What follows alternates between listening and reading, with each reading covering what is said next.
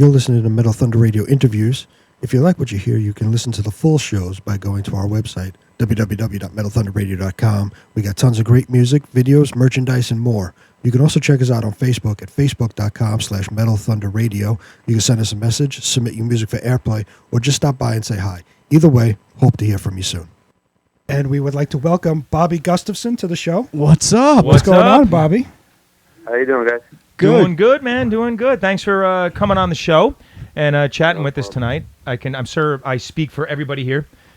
Big fans and have been for a very long time. And Yes, we really definitely. appreciate you giving your time to us tonight and shooting the shit with us. No problem, man. My pleasure. Yeah, it was kind of an offshoot, just like, shooting you a message on Facebook. I was like, well, I'm friends. I friended him on Facebook. I was, let me just try and see what happens. And you've been nothing but cool on all the email messages back and forth. So again, thanks a lot. I appreciate it. Yeah, it's funny. It's funny. He sends us a text message and he's like, "Yeah, I'm gonna get Bobby on." And I'm like, "How the hell did you swing that?" Jesus, I know. Oh, he's Having a friend. good day. And it kind of shows like the faith that we have in Brian when the first words out of our mouth is, "How the fuck did you swing that?" Yeah, right. Exactly. Thank you, guys. But no, Give that guy a raise. Exactly. Yeah, we got, again, it's, we like, the whole premise of the show is really to promote, the underground music, signed, unsigned acts. But, we're not going to play the Slayers and all that stuff. I mean, they get plenty of promotion on the air anyway. They don't need us. They don't need our help. Yeah. But, I would, let's just start off with, like, what do you got going on now? I mean, what's going on the last couple of years? I know you've done producing in the past. You've done bands. I mean, just bring us up to speed on what you got going on. Wow. Well, the last thing I did was about 10 years ago with the band Response Negative down here in Florida. But it just wasn't happening fast enough, for my liking, and just things got to a point where it's like I just couldn't do it anymore. And I basically just bowed out and didn't do anything. But, just recently now that things have kind of changed where, home recording is a lot simpler to do. And, you don't have to go to rehearsal, 4 nights a week for 3 hours and sweat it out after work. It's a little bit easier. So, I had so much material laying around that I said I might as well, hey, put something together. I got a bunch of friends, the Response Negative guys are still around. And, just a bunch of friends in the business who have either done something professionally and just haven't been doing anything lately, or guys that I just think are great musicians and never really got the chance or the break that I did. And I think they deserve to be heard, too. So rather than just have one band and try and get along with 3, 4 other guys, which is impossible, I just figured I would play with different guys, different members, guys, girls, I don't care. Just we're going to put songs together and put them out. I just think it's a lot easier for me to do. It's less stress. It could be done on my time with my rules, and I don't have to answer to anybody. You know what? And that makes so much sense because, and the older I get, I become a lot less tolerant of bullshit. That's the first thing I noticed as I got older. Oh yeah, definitely. Oh hell yeah. And you brought up another good point. And we've actually had this conversation before about the home recording thing now. Like back when me and Brian were in a band 20 years ago. Back then, if you wanted even a halfway decent demo, you had to drop at least $1,000, go into the studio, cut the thing, do whatever you had to do. But now, you got Pro Tools, you got all this home recording stuff, and we're getting demo submissions from bands that, the production would have cost like $10,000 in the late '80s to pull this shit off, and now they're doing it. They're doing it in their at basements. What do they care? They're like, yeah, we'll just put this together. They got drum machines. They got all sorts of stuff. But now. You're right. Doing it on your own time, and where you can, you're calling the shots. You're doing it on your own time. You're doing it with people you like. And you're taking all the stress out of the situation. And when you do that, it actually becomes an enjoyable situation, because I'm sure I can speak for all of us here. When, you spend enough time in the industry, you get very jaded and you get really pissed off about a lot of things. And you obviously know more about that, than we would, because you took it a lot further than a lot of people ever did. And I think it's really cool that, like, you're giving, your friends or musicians that you know of and things like that a chance to record with you and stuff like that. That's really good. Yeah. And you're showcasing their talent as well as your own and everything. So that's really, really a cool way to go with this.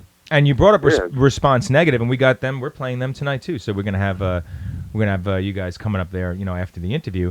Yeah, I mean, and now you've been in the industry obviously a very long time. When did you first get into?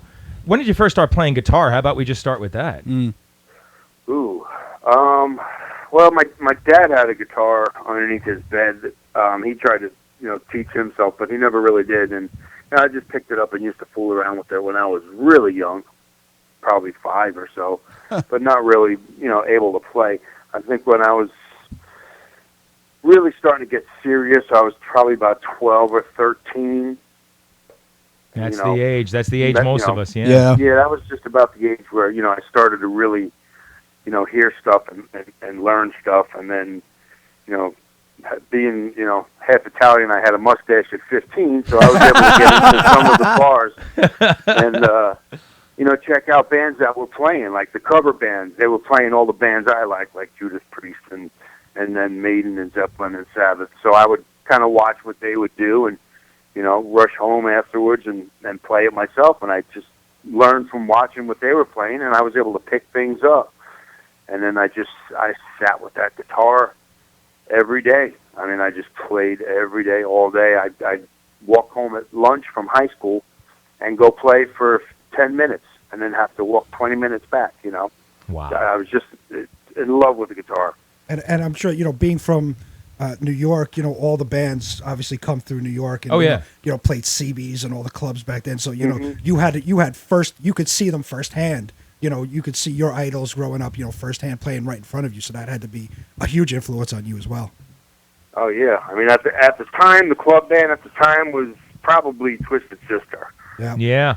That's they right. were still playing the clubs back then. Nice. And it's just that whole vibe of their show and just the whole experience and having the club completely wall-to-wall people.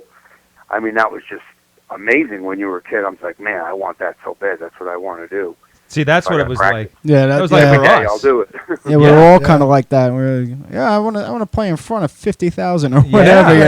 And, Oh, yeah. And it's funny, because you say Twisted Sister, you go to the clubs and you see Twisted Sister. For us, it was you. Well, Yeah, it was you guys. it was you guys. It was you guys. It was Metallica. Boy, did you guys lose out. Not at all. Definitely Nah, not. man. The short end of the stick on that. Yeah, because I mean, for when Metallica first hit, and when everybody started first hitting, you guys, Metallica, Slayer, that was right about when I was starting junior high. So it was that's when I started picking up the guitar, and then it's kind of like handing the torch down. Right. But it was the same thing. Go home, play. I took lessons for like 6 months, and then I was like, fuck this. I'm not learning. I'm learning like Happy Birthday. Yeah. I don't give a shit about that. I want to learn Fight Fire with Fire. Yeah, my lessons Yeah. consisted of trying to read music badly and playing like acoustically. And Yeah. I'm like, I Well, now, just wasn't and into you it. obviously at some point now we're getting into the Overkill years. So at what point did you meet Bobby and the rest of the guys, or how did the whole band really come together? Well, they were together a little bit before me, but they were just a cover band playing like the area around New York, New Jersey. And I used to see there was a paper called The Aquarian Oh yeah. back then, and they had an ad in there wherever they were playing. And a friend of mine had his own band, and they needed a drummer, and they were interested in trying to get Rat out of the band. And that didn't happen. He was a guitar player. He went and auditioned, and he just happened to say one night, I said, man, I want to really get into a band. And he was like, oh, I think this band's looking for a guitar player. So that wanted to be an Overkill. So somehow we got connected, and I got an audition to come down. And first night I couldn't find Dee Dee's house anywhere. I mean, I had just gotten my driver's license, I think. I was about 17. I don't think I'd been off Staten Island yet. So I was trying to find somewhere in the middle of New Jersey, which I couldn't. And then it wound up getting really late. We did like 2 songs.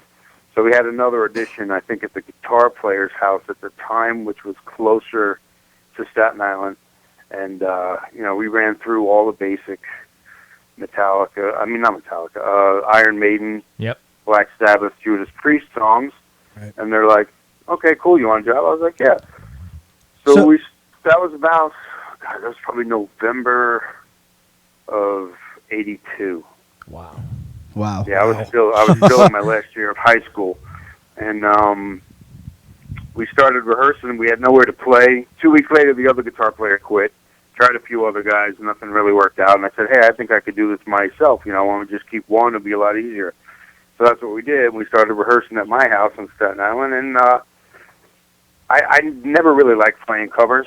Right. Right. I always Yeah. wanted Yeah. to do my own stuff. So I said, hey, you know, why don't we start writing our own songs?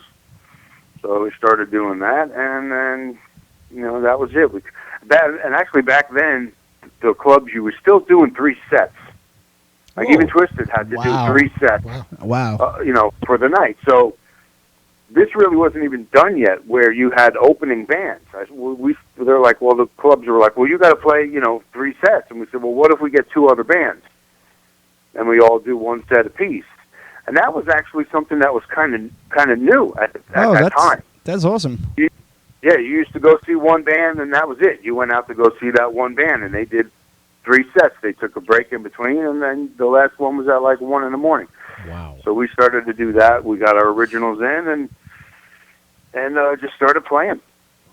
That's then great. over the course- Oh, that's great. That's like the beginning of the headliner. Yeah, Oh, that that's really awesome. is, yeah. Yeah, yeah. Well, I mean, again, you had a front Yeah. row seat for that whole, you know, surge when Metallica came to the East Coast, you know, and then, you know, you guys started up Metallica. And Anthrax. And Anthrax and, you know, and Megadeth, everybody. you I mean, know. what was the, I mean, again, you know, the scene that I remember is obviously like one of the late, when I got into playing music, was one of the late 80s and early 90s. But back then in the early 80s and into the mid 80s, you know, if you can, describe like what the scene was back then in terms of just the whole vibe of everything that was going on back then.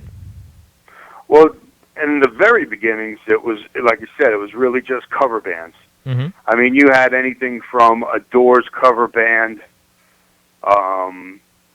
to, you know, like Twisted was on the set, and then they would do Pink Floyd, when band would do like Pink Floyd, and it was just all covers, and it was boring as hell. And actually, it was nice because at that point where that was kind of going out was when Metallica, Anthrax, us, we were all kind of coming into it. And I remember seeing Metallica open for Twisted, and that was the first time I seen them really not look like a headlining band, and Metallica kind of blew them off. And I was like, wow, this is great. And then we had Venom come over. They did a show on Staten Island, their first American show. Oh, yeah. Wow. Was there. Yep. And who was that? There was Raven, Raven. Yeah. Wow. and Anvil, Anvil. and Awesome. Crap. I could be maybe Riot. I think did like a show together, and that was like, you know, that was a big deal too. And like it just started to just pick up momentum and steamroll, and it's like the original bands are starting to come out and play, and you know, no one's, you know, really getting into these cover bands anymore. And the original music just started taking off, and then from there it just, you know, kept steamrolling. You had Slayer starting up on the West Coast, and you know, Metallica was here, and you know, us, Anthrax, Nuclear Assault, Carnivore, you know, all these bands just started to Crop start up. appear. Yeah. Wow. What? And yeah, I get, you know, back then too, you know, it was like kids would flock to these shows. Oh, yeah. You know, I mean, that was, you know, there was, metal was the huge thing. I mean, it was up and coming, but you know, it became the huge thing where all Yeah. these kids were just flocking to these shows. I mean, we actually in the early days, we were booking ourselves because there wasn't enough places really to play. I mean, we didn't convince every club that was possible yet. So really early on, we would travel. We would pick up, grab a U-Haul, and we would travel. We were playing Boston, Washington, and Baltimore, and Philly in the early days. Because this was like, Just you so know, we- yeah, like L'Amour's was like the big thing, but I don't even think by '82, I'm not even sure what they were doing. I think they were still a disco joint back then. Yeah, they were. It took us a little convincing to get in there. Actually, it's just one of my older sister's friends, you know, got us in there to do like our first show. You know, just take a chance on them. We were showing pictures of us at other shows, and got ourselves in. I think it might have been with Wasp. I think we opened up for Wasp like Wow. some That's Sunday. awesome. That's fucking awesome. And then you're talking maybe a year or two later, we had played Friday and Saturday nights back to back. Oh, that's the it shit. was that quick. Yeah, I mean that's then once it gelled, once it really picked up. I mean, it really picked up. And I guess around this time, when did you? Because you guys hooked up with was it Megaforce originally, right? John and Marsha Zazula. Yeah, they came out to see us once playing in a show in North Jersey, and it was just a really bad snow night, and there was no one there. It was just a horrible show, and that was early, like maybe February of '84. And, well, we just kept playing and steamrolling it as much as we can, playing every weekend. And by October of '84, we opened up one night for Anvil at L'Amour's. And we had a really good show. They were there, John and Marsha, and they were like, we're going to give you a contract tomorrow. Oh, And that was it. So, I mean, by actually playing out, I think our first show might have been in August of '83. By October, November of '84, we had the contract. But we didn't get into Pyramid Studios in upstate until August of '85. So you're talking almost a year later before we actually went in to start recording, just because all the bands were going up there and we had to wait for them to finish. yes, that's right. Because that was the big studio back then, Pyramid Studios. Yeah, which kind of sucked in the long run. Just because it took us so long, and like what we were getting into before, we were at the mercy of the studio. Back then, you had 2-inch reel-to-reel tape. Right. Yeah. You were making records, Oh, yeah. so people weren't stealing the music. You had records. Right. The only thing you could do is put it from a record to a cassette, which was crap. And Yeah, Pretty much. definitely sounded like crap. So, we basically had to go with the flow and wait for these other bands that they had before us to finish, and spend an entire budget in a couple of weeks and have to rush everything at the end because you run out of money. Exactly. Yeah. And that's one thing. Like I would say, like a lot of the bands today don't realize is that these guys put in Work. a lot of hard work. Yeah. work. It was You know, tons like of work. like you said, you drove yourself to all these states and put yourself out there and waited to record and all this stuff. You guys put in all Yeah, that there work. was no internet. Right. To go get music No. out. to get to where you got to, you earned it. yeah, yeah. you And- absolutely. and, paid your there's- dues. Right. There's, I think now, with like, the internet and everything, some of that might be a little lacking. Oh, it is. It is. Absolutely. I've seen that definitely. I mean, but it was a lot of work. Yeah. And I also think it makes for poor musicians as well. yeah, Because when we have to record, you have to play that song over and over and over Right. until you got your drum tracks, which were first. Yep. You got them right. If you had a mistake on the drum tracks, you picked your guitar up and you played it again. So Yep. you kept playing it, so you got all those songs right. There was no, like, oh, stop, let's just fly in this part. Yeah. On the computer. Yeah. That wasn't done back then. yeah, I remember that So, too. Yep. having those headphones on in the studio for 16 hours a day, just trying to get your tracks right, and then you're playing your guitar through all the drums, and then you've got the bass. Then I'm doing my guitar tracks, so you're talking, 4 rhythm tracks of guitar, getting those right, and then it would be trading off the vocals with the solos, Oh wow. and still try and save enough time to mix at the end. And that's why usually stuff, with my solos and Blitz's vocals usually got the short end of the stick because the drums took so long. It's like, okay, you guys got to hurry up now. You got to Oh, rush that everything sucks, else. yeah. Oh, thanks. Yeah, Well, they sounded great. Well, I mean, So- obviously, Yeah. the band got going, and I read this on I forget what site it was on, but this is when you guys were doing. I think it was the Taking Over tour. That Dave Mustaine from Megadeth asked you if you wanted to join Megadeth. Is this accurate? Yeah, that happens. I wasn't too thrilled about it then. I'm not too thrilled about it now. Okay. Yeah, we did a show in Philly, and those guys were just like on a path to like explode, and Yeah. it was pretty funny watching from the side of the stage. But Anyway, the drummer threw a drumstick and it stuck behind Mustaine's guitar strap and his wireless. He didn't know what it was. He had no idea because he couldn't see it until he walked to the side of the stage and the roadie pulled out the drumstick and showed him, and he just like stared at Gar for like 2 minutes straight, didn't say a word, didn't turn around to the back of the audience to look at the audience, nothing. Then, we thought the tour was over there, so I said, man, let me go talk to him, because I had known him previously. You know, I had gone out to his house when they lived in L.A., just Dave and Dave, back in like 85. And he's like, I can't take these two guys anymore. It's like, I need a change. I need to get rid of them. He's like, you know, do you want to come join the band? And I was like, well, I don't know, man. I was like, you know, Taking Over had just come out, I think, and I was like, you know, I think this album's going to do pretty good. It might really break us. And, you know, and then by the end of that tour, Rat wound up leaving the band. That's right. So I guess Megadeth's destructiveness like rubbed off on us as well.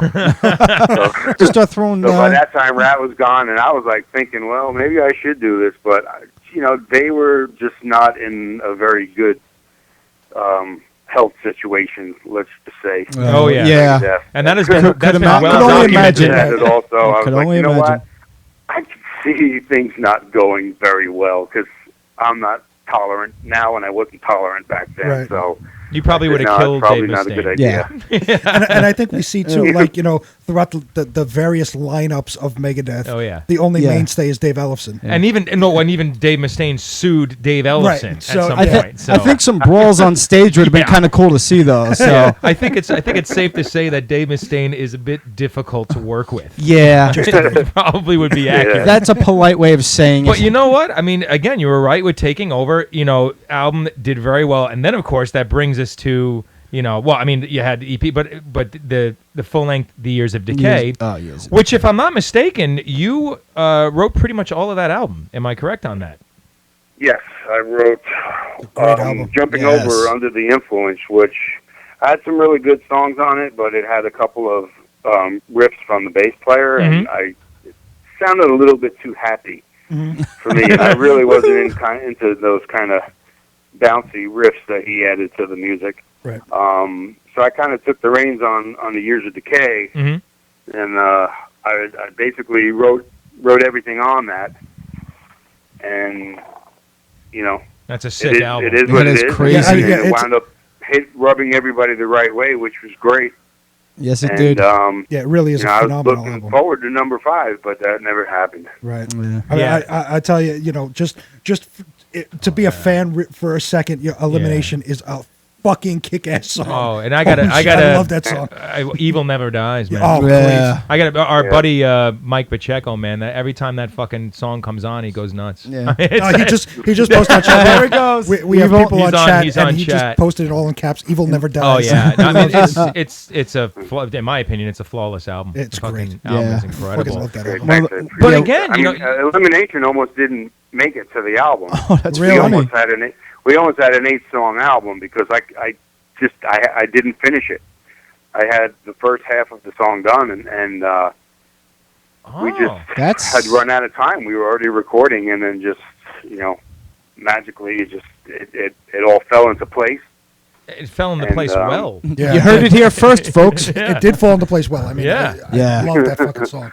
Well, no, so then you did Yeah. the tour, and then I guess, you know, I mean, because the video, I remember seeing the video at Elimination on MTV, Yeah. Headbangers Ball back then. Yeah. That was on heavy rotation, actually. Yes, it was. Oh yeah, You know, so that was doing really well. You know, and yeah. then, That really broke us really well. The video, you know, all the videos, but I mean that video they were playing. Not too many of the bands really. I mean, because that was about $30,000, I think, back then. yeah. Wow. And not too many of the other bands could afford that. It was like us and Megadeth week after week because they just had to fill up 3 hours Oh, yeah. or whatever Yeah, yeah, it was. back then. Just right. keep playing these So we videos. We got heavy rotation, and that really helped us out a lot. Because I certainly remember before that, you know, In Union We Stand. I remember seeing that video, Oh, yeah. you know, on Yeah. on MTV. But the really heavy rotation was certainly Elimination. That Yeah. was on. You know, I remember watching Ricky Rackman every week on Headbangers Ball, and that video was on there. And again, what are some of the, like, your time, in Overkill, like the things that really stick out to you. I know that's a kind of a cliche question, but yeah, I'm actually really interested in what those were. You're going to get a cliche answer then. I'll try and think out of the box a little bit. But, I mean, my best memories were always the show because everything else other than that 1 hour just completely sucked. Mm-hmm. I mean, we were all stuck in the bus, a bunch of guys smoking and drinking way too much, and it just wasn't always, fun. I mean, but I loved going to Europe a lot and Japan. Right. Yeah, that's gonna be cool. Yeah. The shows in Europe are a lot closer to each other, so you're not talking like 12, 16-hour drives sometimes. Right. But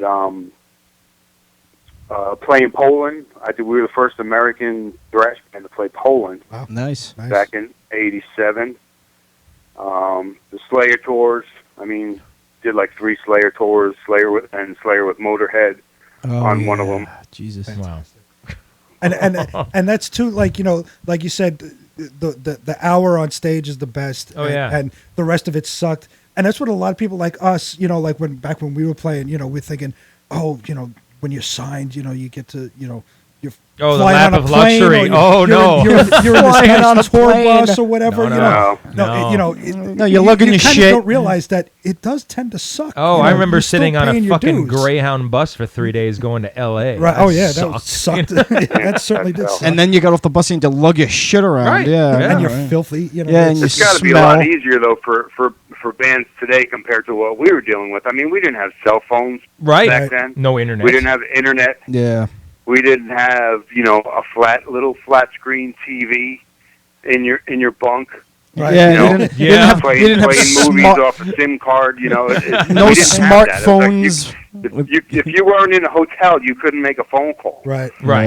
Yeah. I think my mother got one phone call midway through a 6-week tour. Hello, I'm alive. All right. I'm all right. I haven't drank That too was much. it. Don't worry. I'm running out of rubles. Hurry up, make it quick. Oh, it's so true. I mean, it's a lot of work. It definitely is a lot of work, And if you look, it's funny because you look at how it is now. You could release a song and literally it could rocket around the world within a night just because you released it on the internet, Right. Or on your website or Whatever. whatever You you've like done. YouTube hits or whatever, Right. and you don't have to go anywhere. And there was none of that back then. It was all work. And do you still keep in touch with any of the guys at all? Bobby, Dee Dee, any of these guys? On and off. I've talked to Rat here and there. Mm-hmm.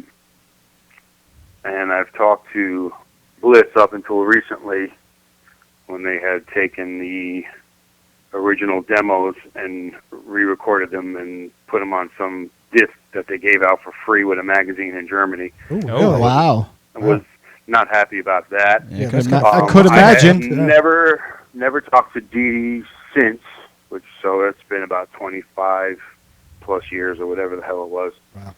Yeah, But, I kind of figured with the Dee Dee because I had read this on other websites and their take on it, or at least if you ask them, from what I have read, is that they fired you from the band. But I've also read your side of it, which was that he kind of went behind your back to the management and tried to kind of muscle you Push out of the you band out, through yeah. management. hmm Well, I mean, they're probably, they shot themselves in the foot and they're regretting it now because their plan was to have that band 50-50. Right.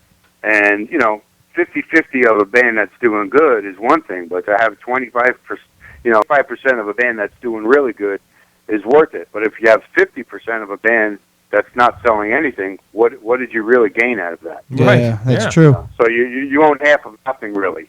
So you should have been happier with your 25%, or when Rat left, it was 33.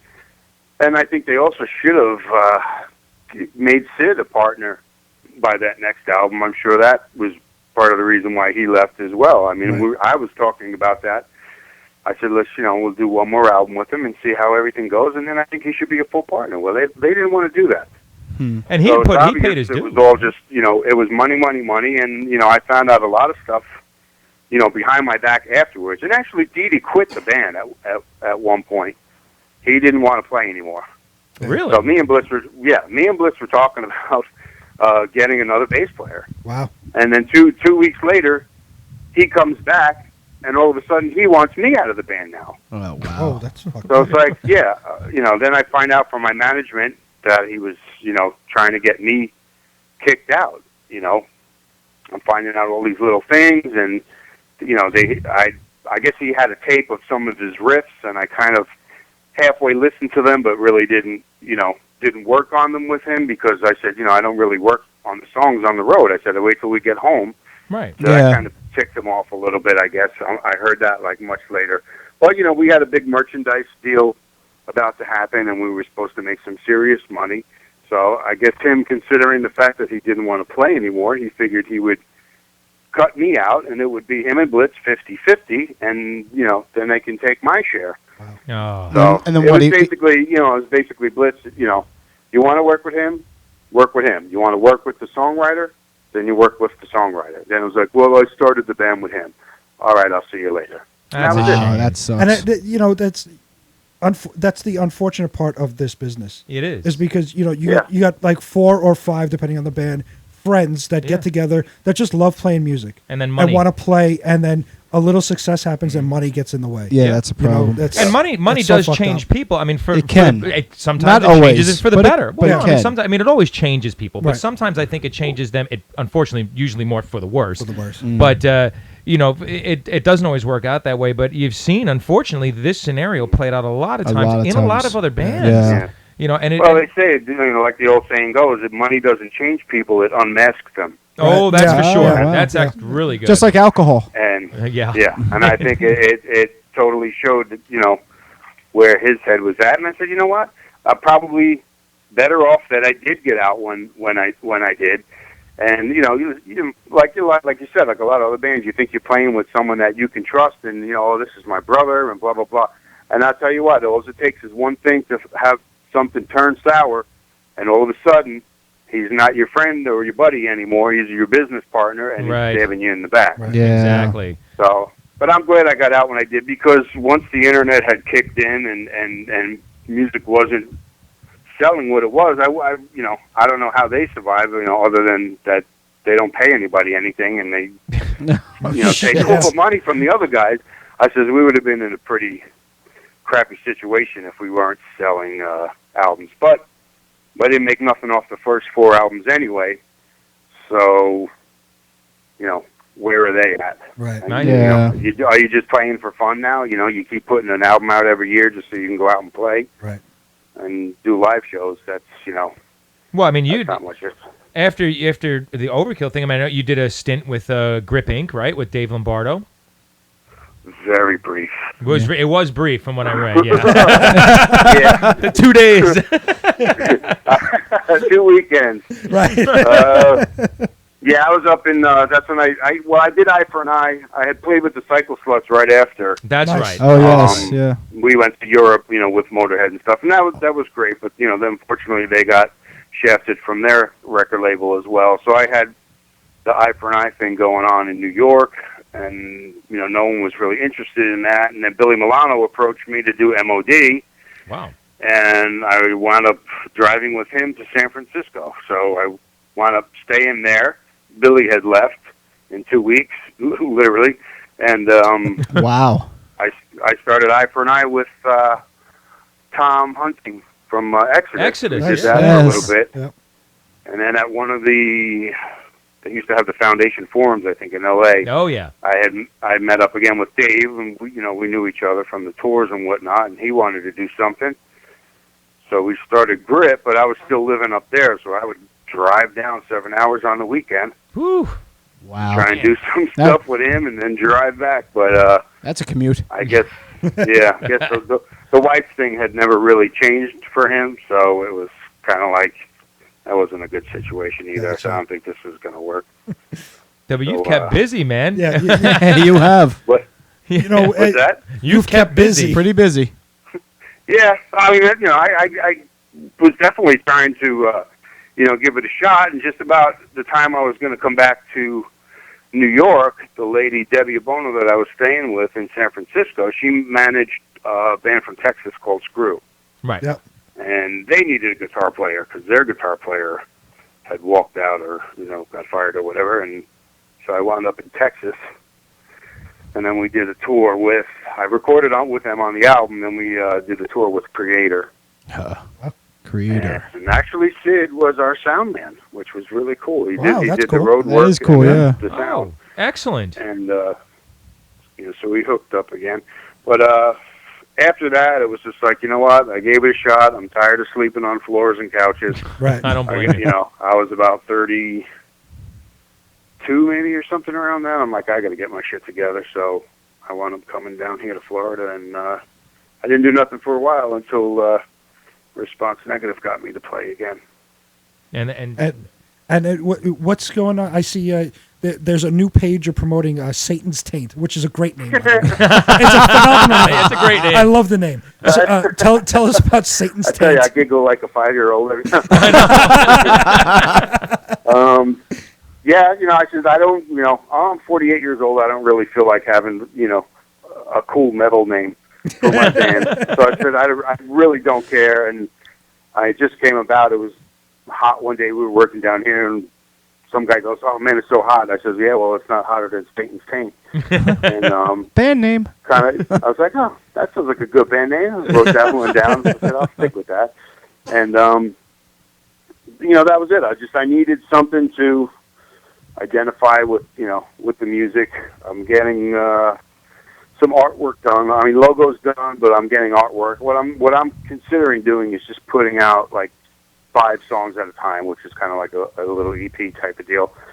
So, there's not the pressure of coming out with 10, 12 songs. Right. Yeah. Just do 5, bundle them in 5s, put them out, play with different people. It's probably going to take a little bit longer than usual the way that I'm doing it, but it's just the way it is now. So Well, Yeah, please like- keep like us you posted said- with that too, because you could send Oh, of stuff to course, us. We'll you send definitely. stuff Yeah, to us and we'll play it. we would love to play Satan's Taint on our show. Trust me, we would love to play Absolutely. that. And like you said earlier, you're doing it on your own now. Right. You're doing it, as you want to do it. Yeah. It's not up to a label or somebody saying you have to do this at a certain time.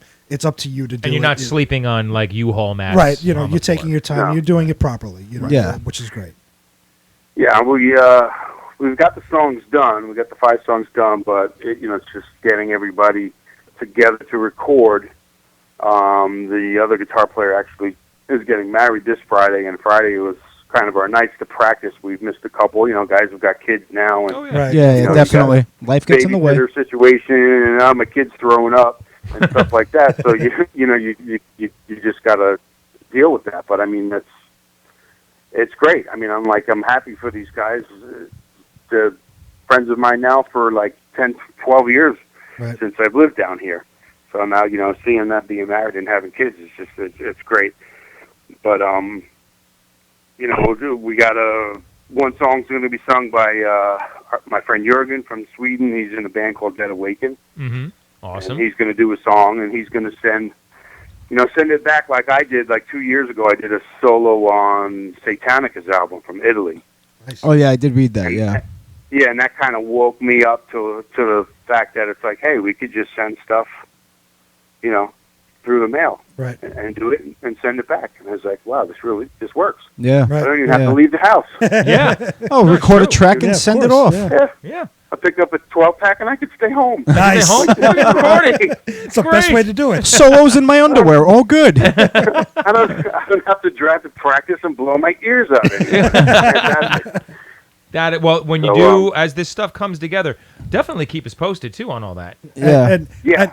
Yeah, of course. We definitely send us stuff, and we'll definitely play it on the show, and we'll have you on again to Absolutely. talk about it. And Yes. stuff. But I Yeah, was that wondering, since we deal with all underground metal and all that, under unsigned bands and bands trying to make it, you've seen it all through, from the '80s on through today. What advice would you give to these up and coming bands, trying to make it and trying to get to your to where you were, Don't. Don't. Wow. Just don't. Wow. Okay. Run. Go away. Run far, far away and don't stop until you pass out somewhere. That's right. It's like I said, it's a different world right now. I mean, we got very ripped off because we were young and we didn't understand things like, hey, you know, I can't change your guitar tone anymore because it's already been mixed. You know, oh, okay, thank you, Carl Right. Kennedy. Yeah. But don't be, you know, just don't be stupid about the business. Learn everything that you possibly can, because it really is a business just like any other business. So learn where your money is coming from. Learn where you know when you have to pay it back, how much of it you got to pay back, and who's handing it to who. Right. Because we've had cases where I've heard now our budgets for the albums were double what we were actually told, but Wow. yet now we're paying back the entire amount. Wow, and you're just Oh. finding out about this now? Wow. Wow. I'm finding out a lot of stuff now. And the bad thing is now that it's 20 years, it's really hard or harder to actually track things down. Right, course. of course, yeah. Yeah. You know, Of and course. I'm hearing we still owe Atlantic Records like $281,000. I said, well, how's that Holy possible? We shit. never borrowed that much. We never spent that much. Right. And 4 years ago, it was $280,000. So how did it go up 1,000? Yeah, when it's Jesus. been, Are Wow. we selling anything? yeah, you would When you- think. Oh, there's a lot of bullshit going on. Period. I mean, that's what any business is. Bullshit Yeah, in that's- any business. Yeah. And I think you hit the nail right on the head. The music industry, or for a better term, the music business Yeah. is just that. It's Business. a business. Yeah. And you know, and I totally agree with that. Anybody who's doing it now, don't be stupid. Don't just have the stars in your eyes. Right. And I did too. You know, We you all start did. We all signing did. We all shit that did, you yeah. shouldn't sign. You know, and that's great advice. We really appreciate it. And you know, we Well- really everything that you said was great advice. Yeah. Well, things definitely have turned around in the musician's favor as far as the recording and being in control of your music. Yeah. But the downfall is that once it's up and it's posted, it's there for everyone to take. That's so, right. Yeah. That's right, yeah. That's you know, right. you're it's going to be very hard for you to earn an income. That's why all these bands now are playing and teaming up with double bills, because nobody's selling albums. So it's just a touring thing, and this other crap where they charge you for autographs Right. Yes. and Yeah. pictures. Oh, yeah, I mean, it's I had just heard like about any that. way that they can, you know, squeeze another dime out of you, which, you know, back in the day, you were just flattered that someone asked for your autograph. I'd never Exactly. think of Yeah. charging somebody for it. Right. Oh, that's Yeah, that's unbelievable. just ridiculous. But it's kind of sad to be a musician right now. I hope something happens where it turns that around. Yes. We can only hope, man. Yeah, again, really. Yeah. Again, Bobby, thank you so much for coming on tonight. We're going to let you go now, but again, You're I welcome. really hope What a- you come back on the show again. Yeah, man. because this was a You know, great interview. It really was. This And- was and incredible. as you go forward with your project, keep us posted when you got stuff ready. You know, get in touch with Brian. Come back on the show and talk Yeah. as long as you like about it. But we really do appreciate you giving us your time tonight. Again, this is coming from 3 fans right here. Absolutely. But, you know, you were super cool. We really appreciate it, and thank you again for your time. Yes.